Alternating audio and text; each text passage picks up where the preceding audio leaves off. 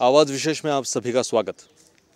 आज मैं आपको मेरे एक इन्वेस्टमेंट प्रोफेशनल, उसी की तरह मोटिवेशनल स्पीकर मित्र स्नेहदीप फुलझिले जी से मिलवाऊंगा, जो कि दुनिया भर में इन्वेस्टमेंट में लोगों को नसीहत देते हैं, सलाह देते हैं। उनका काफ़ी अच्छा एक्सपीरियंस दुनिया भर में काम करने का रहा है। तो आइए उनकी एक नई बुक जो आई है वाली डाई पुअर और लिव रिच, इस किताब के बारे में बातचीत करते हैं। और उसी तरह नागपुर में उनका बहुत बड़ा एक कार्यक्रम हो रहा है एज ए मोटिवेशनल स्पीकर। आइए उस बारे में बहुत सी बातें करते हैं। सर, बहुत बहुत स्वागत आपका। Thank you so much. Sir, जिस प्रकार से मैं आपको जानता हूं कि आप पेशे से इंजीनियर हैं, आपने भारत और भारत के बाहर भी काम किया है, आपने MBA किया फाइनेंस में, इन सब के साथ आपका जहां तक रुझान फाइनेंस की तरफ ही क्यों रहा? इंजीनियरिंग करने के बाद में मेरा हमेशा ऐसा रहा कि मैं मार्केटिंग में ही आगे अगर पढ़ाई करूं तो मार्केटिंग में ही पढ़ाई करूं।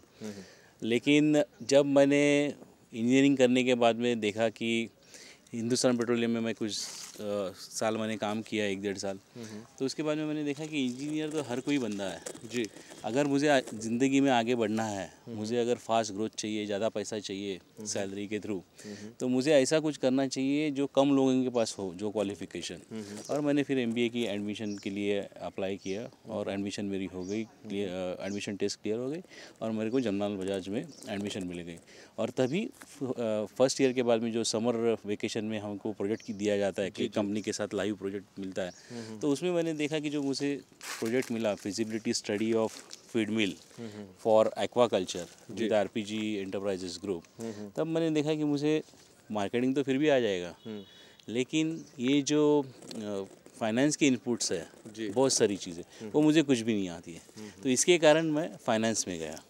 चलिए, मतलब कह सकते हैं कि जल्दी से जल्दी अगर कंपनी तरक्की करती है फाइनेंस से, ठीक है, फाइनेंसेस अगर अच्छे हों तो जहाँ तक कंपनी तरक्की कर पाती है, ये दुनिया भर में एक ही हिसाब है। तो फिर इसीलिए जहाँ तक आपका रुझान था कि अगर कंपनी को मैं फाइनेंस दे पाऊँ, अच्छे गाइड्स कर पाऊँ, तो जहाँ तक कंपनी तरक्की करेगी और मेरा भी जहाँ तक तरक्की होगी, ऐसा कुछ था आपका रुझान? नहीं, मेरा हमेशा से ये था कि मैं फास्ट ट्रैक पे चलूँ। जी। और मैंने देखा कि हिंदुस्तान पेट्रोलियम में भी जब मैंने काम किया तो ज़्यादातर जो लोग हैं वो उनको इंक्रीमेंट मिलती है, उनको प्रमोशंस मिलते हैं, वो सीनियरिटी के बेसिस पे मिलते हैं। जी हाँ। तो मेरा ये था कि मैं शॉर्टकट में जाऊँ, तो मुझे पता चला कि मैं BE के बाद में और इंजीनियरिंग पढ़ने के मैं फेवर में नहीं था। तो फिर मैंने MBA करने की सोची, और MBA में जैसे कि मैंने अभी बताया कि फाइनेंस मैंने क्यों लिया, तो वो टाइम पे क्या है कि हमारी सोच इतनी बड़ी नहीं होती है कि मैं कंपनी के लिए कुछ करूं। मैं बिल्कुल वो टाइम पे सेल्फ सेंटर्ड था। मैं ये देख रहा था कि मैं जल्दी से जल्दी ज़्यादा ग्रो कहाँ पे कर पाऊँगा और मेरे पास फाइनेंशियल स्टेबिलिटी जितना जल्दी आ जाए उतना अच्छा है। क्योंकि हम लोग जो है, हमारी फैमिली जो बिलोंग करती है वो भी मिडिल क्लास फैमिली है। मेरे दोनों पेरेंट्स ने टीचिंग से अपना प्रोफेशन चालू किया था, और मेरे फादर गवर्नमेंट ऑफ महाराष्ट्र से ही अच्छे पोस्टिंग पे से रिटायर्ड हुए। तो जो घर में जो अपब्रिंगिंग थी वो मिडिल क्लास की थी। चलिए, पर जहाँ तक फिर उसके बाद आपने कोशिश की कि आप प्रदेश जाएं, वहाँ पर नौकरी करें, ऐसा भी आपने किया है, बहुत लंबा समय आपने प्रदेश में बिताया है, तो उस बारे में कुछ बताइए, वहाँ का काम करने का एक्सपीरियंस कैसा रहा? जी, see one thing leads to another. हम लोग बहुत सारी चीज़ें प्लान करती है, वो होती नहीं है, और जो हम नहीं प्लान करते वो बहुत सारी चीज़ें हो जाती है, कड़ियाँ जुड़ती जाती है। तो मैं हमेशा से ये बिलीव करता आया हूँ कि किसी को भी ब्लेम मत करो, खुद रिस्पॉन्सिबिलिटी लो और आगे बढ़ो। तो मेरे करियर में भी एक ऐसा पड़ा हुआ है कि जब मैंने MBA फाइनेंस किया तो मुझे बहुत अच्छे ब्रेक्स मिले। मर्चेंट बैंकिंग बिल्कुल नई फील्ड थी, मैंने उसमें एक नई कंपनी को मैंने ज्वाइन किया वहाँ पे, और उसी में मेरी ग्रोथ हो रही थी। लेकिन वो ग्रोथ जो है 3 साल के बाद में सडनली रुक गई। कुछ स्कैम्स हो गए फाइनेंशियल फील्ड में, और मुझे ऐसे लगा कि अभी ये जो फील्ड है ये स्टॉक मार्केट रिलेटेड ही रहेगा, और स्टॉक मार्केट में जितनी वॉलेटिलिटी होती है, ऊपर नीचे चढ़ाव उतार होता है, वैसे ही मेरे करियर में भी होगा। तो स्टार्टिंग में मैं बहुत इसके खिलाफ था कि मैं बाहर जाऊँ। मैं यही बिलीव करता रहा कि नहीं, मैं जो भी करूँगा इंडिया के साथ ही मैं ग्रो करूँगा, मुझे बाहर नहीं जाना है। लेकिन जब मैंने ये देखा कि मुझे स्टेबिलिटी चाहिए और जॉब में भी स्टेबिलिटी चाहिए, सिक्योरिटी चाहिए। तो सारी Correct. चीज़ें बाहर बाहर तो मिल मैं सकती है। बाहर गया, और बाहर जो है मैं हर एक यंगस्टर को एडवाइस करूंगा कि अगर आपको कहीं पे भी मौका मिलता है तो आप ज़रूर जाएं, क्योंकि वहाँ का कल्चर अलग होता है। मैं बम्बई से बाहर जाने से पहले, इंडिया से बाहर जाने से पहले मैंने यही सोचा कि बम्बई सबसे बड़ी फाइनेंशियल मार्केट है और बम्बई जैसा शहर नहीं होगा। लेकिन जब मैं रियाद पहुँचा तब मैंने देखा कि रियाद तो मुंबई से कई गुना बड़ा है, और वहाँ पे जो है लोग कितने आराम से रहते हैं। बम्बई में हम लोग हमेशा टिक टिक के पीछे भागते हैं, क्लॉक वर्क की तरह हम लोग काम करते हैं, और रोबोट की तरह ज़िंदगी होती है, एक सेट सी ज़िंदगी हो जाती है। But that is not life. वहाँ पे जाने के बाद में मैंने देखा कि लोगों के पास पैसा कितना होता है, वो कितने सुकून से रहते हैं। मैं करीबन 10 साल मिडल ईस्ट में रहा। मैं ज़्यादातर रियाद में और मस्कत में रहा, ओमान में। तो मैंने देखा कि hardly anybody walks on the street, कोई रास्ते पे चलता ही नहीं है। हर एक आदमी के बाद में भले ही बहुत पुरानी गाड़ी हो, लेकिन गाड़ी होती है उसके पास में, और सब लोगों के पास काम होता है, लेकिन कोई भी टेंशन नहीं लेता है उस पर बात फिर की। भी सर एक बात बताइए, आपने मुंबई में भी काम किया है, मुंबई शहर को नज़दीक से देखा है। जी। आपने जैसे बताया रियाद को, ओमान को देखा है, अबू धाबी भी बड़ा वहाँ का शहर है, दुबई अभी बहुत पॉपुलर हो रहा है दुनिया में मार्केटिंग के लिए, और बहुत बड़ा बिजनेस के केंद्र बन रहे हैं जहाँ तक मिडिल ईस्ट। क्या फ़र्क लगता है आपको मुंबई और मिडिल ईस्ट में काम करने के वर्क कल्चर में, क्या फ़र्क? जैसे कि मैं आपको एक एग्जांपल दूंगा। जब मैं इसमें काम कर रहा था मस्कत में, एक कंपनी में, ओमान की वो कैपिटल है मस्कत सिटी, तो वहाँ पे मेरा कल्चर जो था, वो वर्क कल्चर, वो बिल्कुल मुंबई की तरह से ही था। तो मुझे ऐसे लगा कि अगर मैं लेट काम करूँ कहीं पे, तो मेरे जो बॉस रहेंगे वो एडमायर करेंगे, अप्रिशिएट करेंगे कि भाई हाँ, ये बंदा एक्स्ट्रा इनिशिएटिव लेके ओवर टाइम कर रहा है और पैसे भी नहीं मांग रहा है। लेकिन हुआ ये कि मैं जो सॉफ्टवेयर प्रोफेशनल से एक portfolio management related software develop करना चाह रहा था, उसे टाइम ही नहीं मिल रहा था दिन के टाइम पे। तो उसने मुझे बोला कि मैं 6 बजे मिल सकता हूँ आपको, और हमारा ऑफिस जो है वो 4:30 बजे बंद होता था। तो मैंने बॉस को फ़ोन लगाया, मैंने बोला कि आज मैं रुकना चाहता हूँ। तो बॉस का क्वेश्चन ये था कि आप क्यों रुकना चाहते हो? अच्छा। आप दिन में कौन सा ऐसा काम है जो नहीं कर सकते हो ड्यूरिंग द बिजनेस आवर्स? हाँ। और उन्होंने ये भी बताया आगे ऐड करते हुए कि इस बार ठीक है, लेकिन नेक्स्ट टाइम आप देखना कि आप इसकी आदत ना डालें। क्या बात है। तो ये careful about his employ also, उन्होंने ज़्यादा काम नहीं करना चाहिए, Absolutely. स्ट्रेन नहीं लेना चाहिए, स्ट्रेस नहीं लेना चाहिए, ये सारी चीज़ें के भी वो जहाँ तक ख्याल रखते हैं। करेक्ट। और जब मैंने यहाँ पे जो लास्ट जॉब किया था इंडिया छोड़ने से पहले, वहाँ पे तो हमें बताया गया था बॉस की तरफ से कि आपको मोबाइल दिया जा रहा है कंपनी की तरफ से, वो इसके लिए दिया जा रहा है कि 24 आवर्स में कभी भी कुछ भी काम आ सकता है आपके लिए, तो आप हमेशा तैयार रहें। क्या बात है, क्या बात है। तो that is a big difference. जी। मतलब कह सकते हैं कि एक कंपनी एम्प्लॉयज़ का ख्याल रखती है, जैसे कि वो अपने भाई बहनों का एक प्रकार से कहते हैं परिवार का जैसे ख्याल रखते हैं, उसी तरीके से, क्योंकि उनको पता है अगर हमारे एम्प्लॉयज़ खुश रहेंगे, हेल्दी रहेंगे, स्ट्रेस फ्री रहेंगे, तो जहाँ तक कंपनी अच्छी तरक्की कर सकती है। आउटपुट बहुत अच्छा आता है एम्प्लॉयज़ से। अच्छा आ सकता है। और मैंने ये भी देखा कि ये जो अमीर लोग हैं जो अपने कंपनी चला रहे हैं, उनके तो ऑब्लिगेशंस है तो है ही कि कंपनी से प्रॉफिट तो कमाना ही है, लेकिन वो इतने दिलदार भी रहते हैं, जनरस रहते हैं कि वो जब भी, मतलब ये पर्टिकुलर कंपनी के बारे में बात करूंगा मैं, यूनाइटेड सिक्योरिटीज़ इन मस्कत ओमान, तो उनके जो ओनर थे वो कंपनी के, वो एक ओनर कभी भी बाहर जाते थे, ओमान के बाहर दुबई में भी गए तो हर एक एम्प्लॉय के लिए कोई तो भी गिफ्ट लेके आते थे। क्या बात। मतलब हर कोई खुश था, हर कोई खुश था। चलिए, मतलब बहुत अच्छे फ्रेंडली वातावरण रहा कह सकते हैं। सर, पर कह सकते हैं कि वहाँ का लोगों का देखने का नज़रिया, एक अप्रोच होता है जो पैसे की तरफ देखने का, वो कुछ अलग होता है। हमें लगता है कि बहुत दिलदार लोग होते होंगे, बहुत पैसा उनके पास है, बहुत अय्याश जहाँ तक कहा जाता है मिडिल ईस्ट में लोग होते हैं, ऐसा कहते हैं लोग, पर सुनने में आता है। पर क्या सच में आपको ऐसा लगा कि वो लोग सच में बहुत कॉन्शियस है पैसे के प्रति, एक इंटेलिजेंट बिजनेस करते हैं, ऐसा आपको लगा? जी बिल्कुल। मैंने ये ज़रूर नोट किया हुआ है कि अय्याश जो लोग होते हैं उनको बेसिकली अय्याशी की आदत लग जाती है, और वो बहुत पर्सनलाइज्ड होती है। जैसे कि इंडिया में भी हमने देखा है कि 2 भाई रहेंगे, एक बहुत सज्जन रहेगा और एक दुर्जन रहेगा, और फिर उसी रास्ते पे वो आगे चलते जाते हैं।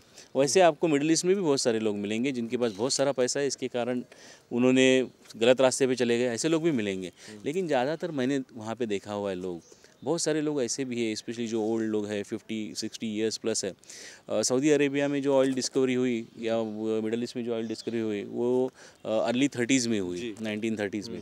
लेकिन उसके पहले या उसके बाद भी काफ़ी डेवलप होने के लिए नेशन को बहुत लंबा समय लगा, तो लोगों ने काफ़ी स्ट्रगल किया हुआ है। तो मैंने फॉर एग्जांपल एक जो बिलियनियर के साथ में उनका पर्सनल इन्वेस्टमेंट एडवाइज़र करके जो मैंने काम किया, तो उनकी तो अपब्रिंगिंग ऐसी थी कि वो अपने फादर के साथ में और 4 भाई, मतलब ये 5 भाई और फादर, ये सुबह सुबह 4 बजे अपना घर छोड़ के दूर जाते थे कहीं पे जहाँ पे ग्रास मिलेगी, और वो ग्रास लेके कट कट करके दूसरे किसी नज़दीक के विलेज में जाके वो सेल करते थे।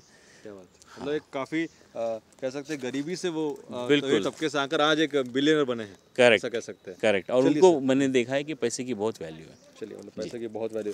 अभी हमने जो भी बातें की अभी बिल्कुल थोड़े से समय में, वो हमने सिर्फ बोल सकते हैं कि बिल्कुल 1% भी बात नहीं थी जो हम सेमिनार में करने वाले हैं।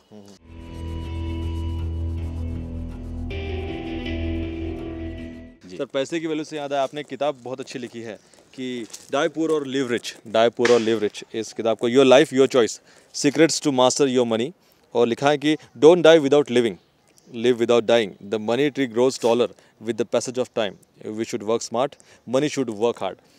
एक प्रकार से कह सकता हूँ कि ये मनी सेंटर्ड किताब है। पैसे कमाना, पैसे बचाना, पैसे जहाँ तक बढ़ाना, ये सारे सीक्रेट्स यहाँ आपने लिखे हैं।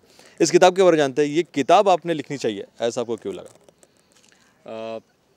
जब मैं बाहर गया तब मैं बिल्कुल हैप्पी गो लकी पर्सन था, मेरा बैंक बैलेंस बिल्कुल ज़ीरो था।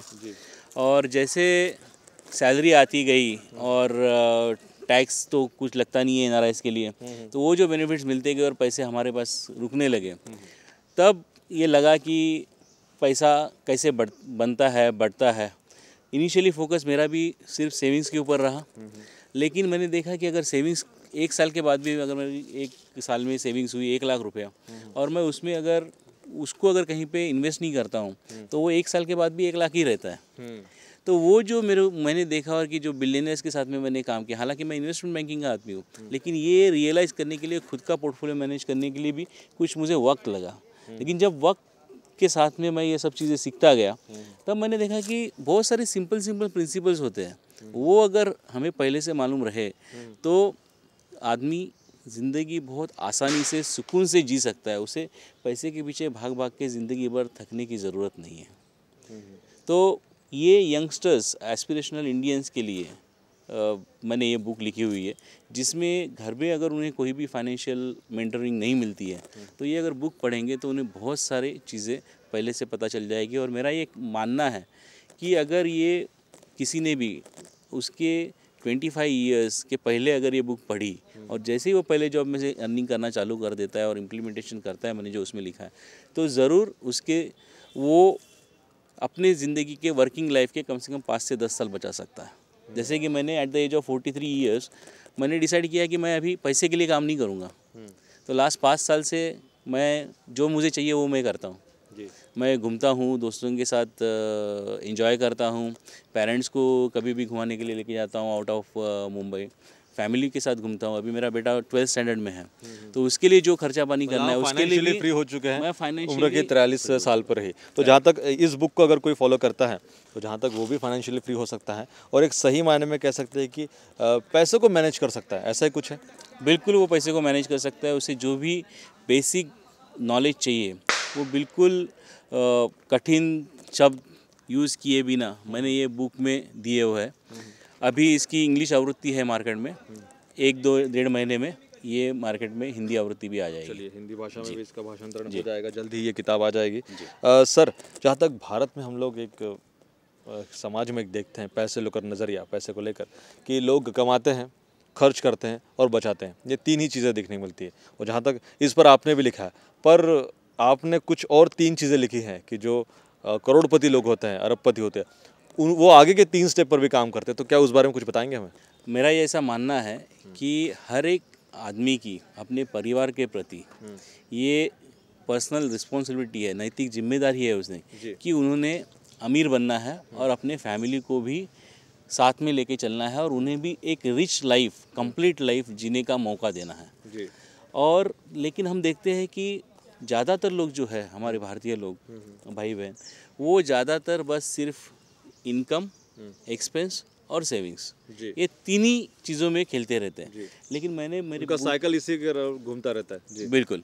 तो मैंने मेरी किताब में पैसे के बारे में बहुत चीज़ें सिंप्लीफाई करके बताई हुई है। उसमें मैंने ये बात बताई हुई है कि कोई भी जो पैसा होता है वो 6 डायमेंशंस में, 6 लेवल पे काम करता है। इनकम, एक्सपेंस और सेविंग्स, ये जो 3 बातें हैं वो ज़्यादातर लोग गरीब इसी कारण रहते हैं क्योंकि वो उसी 3 लेवल पे खेलते हैं। जबकि अमीर लोग होते हैं ये तो 3 चीज़ें तो वो मानते ही है कि उनके ऊपर अपना ऑटोमेटिक काम चालू रहेगा, लेकिन वो अगले 3 चीज़ों पे ज़्यादा ध्यान देते हैं। जैसे कि इन्वेस्टमेंट्स, जो आपने सेव किया मतलब इन्वेस्ट नहीं हुआ ऑटोमेटिकली, सेविंग करने के बाद में पैसा ऐसे भी पड़ा रह सकता है। कितने सारे लोग ऐसे हैं जो सिर्फ बैंक में पैसा डिपॉजिट करने के बाद सोचते हैं कि मेरा काम हो गया। अमीर लोग ऐसा नहीं सोचते, वो जो भी पैसा उनके पास एक्स्ट्रा है उसको तुरंत इन्वेस्टमेंट कर देते हैं। उसमें वो रिस्क रहती है, गारंटी रिटर्न्स की नहीं रहती है, लेकिन फाइनेंस का एक सिंपल सा उसूल है कि जितनी आप ज़्यादा रिस्क लोगे उतने आपको ज़्यादा रिटर्न्स मिलेंगे जी। फिर ये लोग जो है इन्वेस्टमेंट्स करने के बाद में वो लोग बोरो करते हैं पैसा उन्हें जहाँ पे भी ज़रूरत है, लेकिन वो पूरे नॉलेज के साथ बोरो करते हैं। गरीबों के लिए मैं कहूँगा कि सबसे ज़्यादा अगर उन्हें पैसा कमाने की ज़िंदगी में अगर शॉर्टेस्ट कट चाहिए उनको, तो उन्होंने ये करना चाहिए कि तुरंत जैसे ही वो काबिल हो जाते हैं उन्होंने हाउसिंग फाइनेंस कंपनी से एक लोन लेना है और एक एसेट क्रिएट कर देना है। EMI अपने आप भरते रहो लॉन्ग टर्म पे, लेकिन ये जो घर में जो पैसा वो इन्वेस्ट करेंगे वो घर की वैल्यू अपने आप बढ़ती रहेगी। कल अगर उन्होंने इस घर की उनको ज़रूरत नहीं रही, सपोज ये सिटी से दूसरी सिटी में काम के लिए चले गए, तो यही घर वो रेंट पे दे सकते हैं जिसका किराया उन्हें हर महीने मिलेगा। तो ये चीज़ों के ऊपर एसेट जमा करके रखे, जहाँ तक कह सकते हैं कि अगर एक एसेट रही तो जहाँ तक उस पर उन्हें लोन मिल सकता है या फिर उस पर किराए पे उनको पैसा आ सकता है। एसेट के ऊपर लोन लेने के मैं खिलाफ हूँ। अच्छा, आप वो सिर्फ क्राइसिस में करें। अच्छा, एसेट लेने के लिए लोन तो ले सकते हैं जैसे आपने कहा। एसेट लेने के लिए ज़रूर लोन लें, बिजनेस के लिए ज़रूर लोन लें, लेकिन वो बिजनेस ऐसा होना चाहिए जिनके ऊपर उन्हें बहुत सारा विश्वास रहे। बहुत सारे लोगों को, नहीं तो गरीब लोगों को मैंने देखा है कि वो एक ऊंची छलांग लेने के लिए कर्जा लेते हैं और फेल हो जाते हैं, और ज़िंदगी में सिर्फ वहाँ वो स्टेप, वो मिस्टेक से रिकवर करने के लिए उन्हें इतना टाइम लग जाता है कि वो बिल्कुल नाउम्मीद हो जाते हैं। जी जी। तो ऐसा कभी भी नहीं करना है। आउट ऑफ द वे जाके बहुत बड़ा पैसा एक साथ कमाने की चाहत को हमेशा वहीं पे स्टॉप करना है, टाल देना चाहिए तुरंत, और हमेशा छोटा लेकिन स्टडी ग्रोथ की तरफ ध्यान देना चाहिए। आप कहीं पे भी इन्वेस्ट करो। तो ये हुआ इन्वेस्टमेंट्स, और दूसरा हुआ कि कर्जा लेना जहाँ पे ज़रूरी है वहाँ पे, ये अमीर लोग करते हैं। और तीसरी जो चीज़ है वो करते हैं चैरिटी। जो भी उनके पास एक्स्ट्रा पैसा है वो सोचते हैं कि समाज ने, जिन्होंने हमें इतना पैसा दिया, हम उनको कुछ इन रिटर्न कुछ गिफ्ट करें। तो ये अमीर लोग ये 3 डायमेंशंस पे ज़्यादा जोर देते हैं, जबकि गरीब लोग होते सिर्फ इनकम, एक्सपेंसेस और सेविंग्स की तरफ ध्यान देते हैं। अगर इन अगले 3 स्टेप्स को भी, जहाँ तक एक सामान्य नहीं पर एक शुरुआती दौर में अगर हम उपाय में ला पाए, अगर हमारे प्रैक्टिकल इस लाइफ में अगर इसे अपना पाए, तो जहाँ तक हमारा पैसा भी मल्टीप्लाई हो सकता है, और एक स्मार्ट वर्क जिसे कह सकते हैं, गधा मजदूरी नहीं पर हाँ स्मार्ट वर्क अगर हम कर पाए, तो जहाँ तक हम फाइनेंशियल फ्री लाइफ जल्द ही जी सकते हैं। बिल्कुल। मेरा रिसेंटली हिंदुस्तान पेट्रोलियम ने भी मुझे एक चीफ गेस्ट करके एक फंक्शन में बुलाया था। वहाँ पे मैंने यही कहा था कि आप गधा मजदूरी का काम ना करें। गधा मजदूरी में जो हम लोगों ने, हमारी पहले की पीढ़ी बताती आई है कि जब तक आप गधा मजदूरी नहीं करोगे तब तक आपको पैसा नहीं मिलेगा, और बहुत ज़्यादा पैसा अपनी ज़िंदगी में लाने के लिए बहुत सारी गधा मजदूरी करनी ज़रूरी है, या फिर पैसे एक झाड़ पे नहीं लगते, पेड़ पे नहीं लगते, उसके लिए मेहनत करनी पड़ती है। ये जो टीचिंग है, मैं सोचता हूँ कि अभी वक्त आ गया है उसे चेंज करनी चाहिए। पैसे पेड़ पे ही लगते हैं, खाली उसका पेड़ जो है आप बहुत टाइम पहले लगाएं, उसको टाइम दे बढ़ने के लिए। आज अगर हम लोग आम का पेड़ के लिए एक उसकी बीज लगाते हैं तो उसके लिए भी कम से कम 5 साल पहला आम खाने के लिए वेट करना पड़ता है। पहले तो ऐसा कहते थे कि हम लगाते तो हमारे नाते पोती खाएंगे। बिल्कुल बिल्कुल, दादा लगाए पोता खाए। लेकिन हमने ये देखना है कि वो टाइम पे हमारे पापा मम्मी और उनके पहले हमारे दादाजी दादी जी, उनके पास जो अपॉर्चुनिटीज़ थी, पैसा कमाने के जो साधन थे वो बहुत ही कम थे। इसके लिए उन्होंने वो टाइम पे ये नसीहत अपने नेक्स्ट पीढ़ी को दी। लेकिन आज की तारीख में बहुत से जरिए हैं हमारे पास कमाने के लिए, बहुत सारे जरिए। आज अगर हम लोग सोचते हैं कि सुनते हैं कि चाइना में किसी 9 साल के बच्चे ने आज एक बिजनेस कंपनी लॉन्च कर दी है और वो मिलियनेयर बन गया ओवरनाइट, तो कोई अचरज की बात नहीं है। लेकिन पहले ऐसा नहीं हो सकता था। पहले अगर ड्राइवर की नौकरी मिली या फिर गवर्नमेंट में नौकरी मिली तो बहुत अच्छा लगता था। आप 60s की 70s की मूवीज़ देखिए, आपको पता चल जाएगा कि वो टाइम पे ज़िंदगी जीना कितना मुश्किल था, जॉब मिलना कहीं पे भी। तो sir at the end of the day आज की टिप ये है कि पैसा कमाएं पर उसे जहाँ तक सही जगह इन्वेस्ट भी करें, सही समय पे इन्वेस्ट करें, और जहाँ तक कोशिश करे कि पैसा मल्टीप्लाई हो, ऐसी ही जगह उसे निवेश करे। यही है जी, बिल्कुल। और इसीलिए मैं ये चाह रहा हूँ कि अभी एक किताब मैंने लिख दी, उसके ऊपर बहुत सारे लोगों ने मुझे अच्छा पॉजिटिव फीडबैक दिया। और जहाँ तक ये CNBC TV 18 जो कि फाइनेंस का सबसे बड़ा चैनल है, उसी ने आपको पब्लिश कराई है। जी, वो नंबर 1 है फाइनेंस के फील्ड में। फाइनेंस की बुक वो सिर्फ इंडिया में TV 18 के साथ टाई अप करके वो पब्लिश करते हैं, लेकिन उसमें भी वो इंडिया में नंबर 1 है। उन्होंने हमारी बुक पब्लिश की हुई है और जल्दी ही उसकी हिंदी आवृत्ति भी आ जाएगी। जी, और सर नागपुर में आपका एक अभी सेमिनार है जहाँ पर आप कई युवकों से इंटरेक्ट करने वाले हैं, सवाल जवाब होंगे, वहाँ पर आपके सेशंस होंगे, आप वहाँ पर एज अ मोटिवेशनल स्पीकर जा रहे हैं। तो हमें बताइए कि उस सेमिनार में क्या कुछ नई चीज़ें मिलने वाली है? जी बिल्कुल, अभी हमने जो भी बातें की अभी बिल्कुल थोड़े से समय में, वो हमने सिर्फ बोल सकते हैं कि बिल्कुल 1% भी बात नहीं थी जो हम सेमिनार में करने वाले हैं। और वो सेमिनार हमने इसीलिए ऑर्गेनाइज़ की हुई है कि जो भी आम आदमी है वो वहाँ पे आए। जितने यंगस्टर्स आएंगे उतनी मुझे ज़्यादा खुशी होगी, क्योंकि वो बिल्कुल ज़िंदगी की शुरुआत ही फाइनेंस के नॉलेज से करेंगे।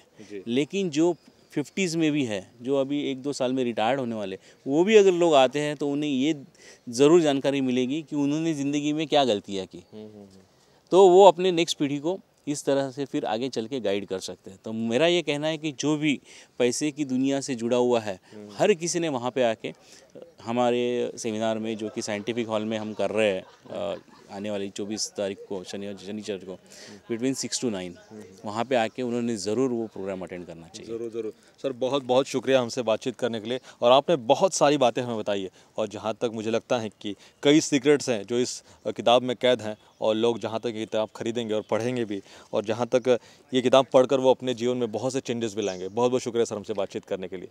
तो दर्शकों, ये थे आवाज़ विशेष में मेरे साथ स्नेहदीप फुलझले जी, जिससे खास बातचीत की हमने आवाज़ विशेष में।